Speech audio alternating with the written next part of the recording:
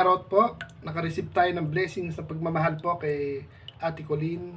Hindi po natin inaasahan na mabubunot po yung ating pangalan sa kanyang mga entry raffle. Ayan, copy po tayo. Hatiin po natin sa tatlo yung pagmamahal na na-receive po natin kay Ate Colleen. Tawag muna tayo ng isa.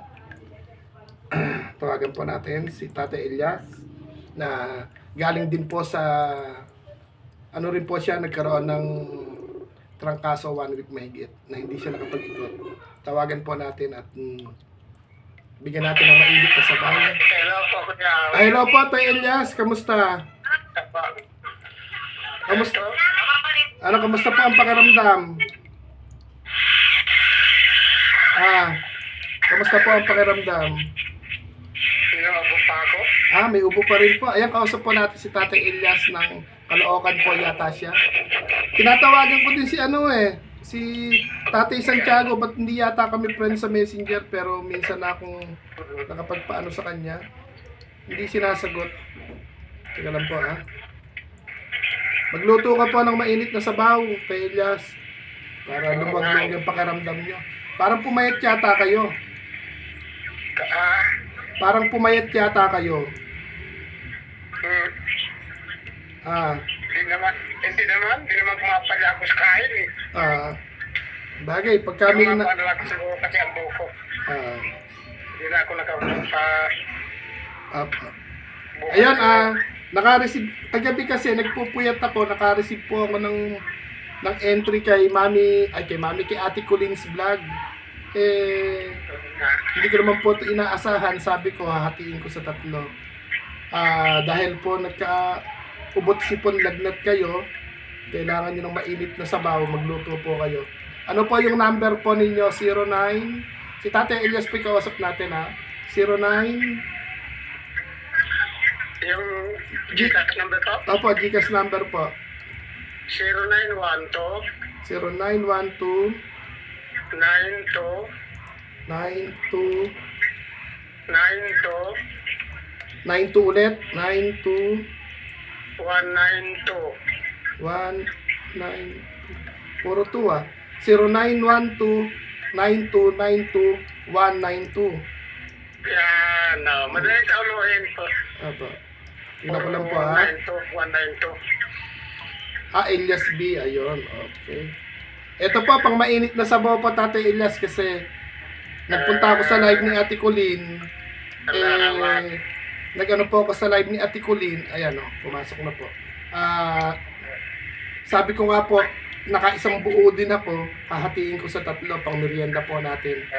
Kanina yung taga-Romblon yung tinatawagan ko, wala po siyang load. Yung anak niya pong PWD naka-confine, kahit pangkain lang din po kasi mahirap yung nagbabantay po sa hospital na walang-wala naman po talaga, di ba? Kaya pagpasensyahan niyo na po ito, hindi po ito galing sa akin. Galing po ito sa sa panalo po natin kay Ate Colleen. Siyempre po, ipinasa na sa akin. Ipinasa na po sa akin, kaya ipapasa ko rin po para naman hindi lang ako yung makinabang. Hindi po sa akin galing po yan, at galing po ito sa nga po, tumatambay lang naman po tayo, kumbaga. Salamat sa ating mga sponsor. Opo. Salamat sa mga nagpapagayin. Okay, Mami Oli. Lagi po tayo nabubunot kay Mami Oli. Lagi lang din po kayo mag-ikot-ikot po doon, at kahit papano sinusuklian po nila yung ating pagpupuyat po sa kanila. Kagabi nga po, hindi naman hating gabi natapos yung ni Ate Colleen. May kwento ko lang po. Katinggalan mo na po. Laging nabubunot yung pangalan ko. Kaya swerte. 5 beses po yatang nabunot yung pangalan ko. Sabi ko, parang inililinya ni Lord yung raffle na pangalan. Kasi puro yun ang nabubunot. Bali, may isang linggo rin po masama yung pakiramdam nyo, no? Ako napapagod na rin pila lalamunan ko, kakakatin ng lalamunan. Ang kapit pa na lalamunan ko, pa naalis. Lagi akong mayroon kalamansi juice. Baka naman po luminaw ang dugo nyo kung puro kalamansi juice ang inumin po ninyo. Hindi naman. Bago matulog, kalamansi juice. Mainit na sabaw, ayos na ayos po dyan. Kapag ininuman ko ng salabat, lalong nanunuyo yung lalamunan ko. Lalong kumakate. Oo. Yung salabat po, pang normal na ano lang po kasi medyo maanghang. Ako din po, kumakati lalamunan ko eh. Napagod ata ako doon sa mga hindot na basher. Napagod po ako nakakahindot sa basher. Importante rin siyempre yung pahinga. Pahinga rin. Eh sa gabi naman po, nakikipagkwentuhan naman po tayo. Kaya yun kumbaga, hinahati-hati po yung oras. Pero ngayon po, tatawagan ko naman, ay alam, hindi kami friend ni Tatay Santiago. Alam ko, napadikasan ko na siyang minsan eh. Bakit wala dito? Hindi po ba kayo friend doon, Santiago Abiso? Kasi sabi ko po, pambukod news, bibigyan ko po siya doon sa Salamat napanalungan. po niya, Hindi po sa akin galing yan. Hindi po sa akin galing. Di bali, eh siyempre ikaw ang ginagamit eh. Ah, Sa iyo magpapasalamat. apo. Salamat na rin sa kanila. Opo, ako lang po yung naging tulay ng... Una salamat ng Panginoon. Kasi Apo, meron apo. sila. Apo. Ayan, shoutout po kay Mabin Risa. Kaya pala hindi lang dumadaing si Tatay Santiago sa 4 na sikat, hindi siya dumadaing. Pero may karamdaman po palang iniinda. Pero eto, medyo tingin ko parang pumayat or mahaba lang yung buhok niya. Kulang lang po siguro sa konting ahit, konting gupit. Kaya yun. Namiss kasi po namin at parang hindi na kayo nagpupuyat. Meron pa akong nilagang kamote eh. Hindi ko naman may sisend sa'yo. Hindi, okay na po. Ngayon, bili kayo ng kahit 1/4 na mainit na sabaw, makakabili po yan. Hayaan nyo na po at ako yung maglalaga rin ako ng patatas. Ala kong kamote ngayon. Nakita mo? Apo, ibig sabihin, ano po ba yan? Merienda o almusal, tanghalian, hapunan? Merienda. Merienda. Ngayon ko lang kayo sa Saka saan, merienda lang. magtimpla po kayo ng kape, mas masarap po yan. Eh, sinunog na bigasan, kinakape namin. Herbal. Ako po, kapit asukal, tapos yung takuri ko, niligyan ko ng dahong bayabas, guyabano, duhat, tsaka po avocado. Yun po yung kasama ng kape. Kaya siguro healthy rin po yung katawan ko. Kaya ayan, tsaka iwasan nyo po yung masyadong pagpupuyot, Tate Elias. Ito mga mami, kausap ko po si Tate Elias. Oh. Ayan o. Di ba? Ayun po si Tate Elias, gwapo pa rin, no? Pag akit uli sa kantahan yan, masipag kumanta po si Tate Elias. Yung Kaya, ulam namin kanina, nagpapalaw pa po ng chicken feet. apa. Sarap kaya. Ano po, chicken feet, yung paa, masarap nga po yun. Sinampalungan, inadobo. Katinda lang muna ko. Ayan, ayun, kanina naman po, napagod ako nun sa live. Napagod akong kaka-jengking doon sa mga basher. Lang yung mga basher yun. Ayaw lumugan. Ano ko rin yung mga bater na nangahamon pa na suntukan nyo, hahamulin yung mga Wala mga may kapansanan. Kaya nga po. Walang kasilbi-silbi, di po ba? Alam nila na hindi makakaganti. Apo. Di ano naman po yun, hindi naman nila ako maaasar, hindi rin nila ako may inis. Pero yun, may mga ano po yun, may mga sariling, may mga main channel po yun. May mga main channel po yun. Pangasar lang naman sila eh. Tsaka ano po yan, mga sanay sa YouTube, may mga main channel po sila. Kumbaga, nagtitrip lang po talaga sila. Nagtitrip lang po.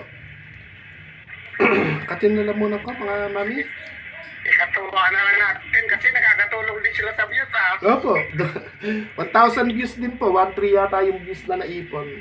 Kahit pa paano, mapapansin din po ni YouTube na may views naman po talaga.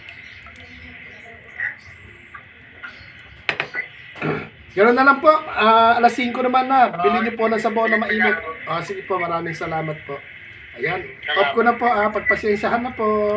Bye-bye po. Bye-bye po. Okay po. Yan mga mami, Ate Colleen, maraming salamat. Pagmamahal mo po ito na hindi naman po sinadya, pero puro yung pangalan ni Kuya Au yung nabubunot sa raffle entry mo. Yan, Ate Colleen, maraming salamat po, at sa lahat po ng mga mami, daddy, at ate, kuya, mga ninong at ninang, maraming salamat po sa inyo. Ayun, doon po sa basher na nagtatambay sa atin sa live, panoorin nyo rin yung upload video po ni Kuya Au, para naman po magkaroon ng pakinabang yung cellphone nyo o laptop nyo o desktop nyo pinagpapanood kay Kuya Au. Paano po, papaalam na po si Kuya Au, alas 5 na, at sana yung tawag sagutin ni Ate Jean Marote at saka po ni Tatay Santiago. Hindi ko na, alam ko friends kami, pero hindi ko siya ma-search. Baka naka-block na ako sa kanya. Charot. Ayan, Ate Colleen, maraming salamat. At dun sa paraffle entry mo na na kahit wala namang raffle entry, talaga namang pag hindi lobat yung cellphone, itinatambay ko po talaga ito sa iyo. At ganun pa man po, sa lahat ng mga nagsishare po ng blessing sa ginagawa po nating munting biyahe pagmamahal, maraming salamat po. Shoutout din po kay Kuya Ray na nakita niya yung comment ni Kuya Benson. Yun, need din po ng tulong. Sana patuloy na may makilala si Kuya Benson na tutulong sa kanya, or sana makarecover yung mga sugat niya para maasikaso niya rin yung sarili niya. Paano po? Hindi ko na po pinakitang masyado si si Tatay Elias. Ano na po yun? Pambili ng mainit na sabaw. Ito naman pambukod juice sana ni Tatay Santiago. Tinitingnan ko siya sa messenger. Wala. Siguro po parang hihingin ko yung GCash number niya kay Mami Erlinda Official, kasi lagi siyang nandoon. Hindi man kami friends, siguro.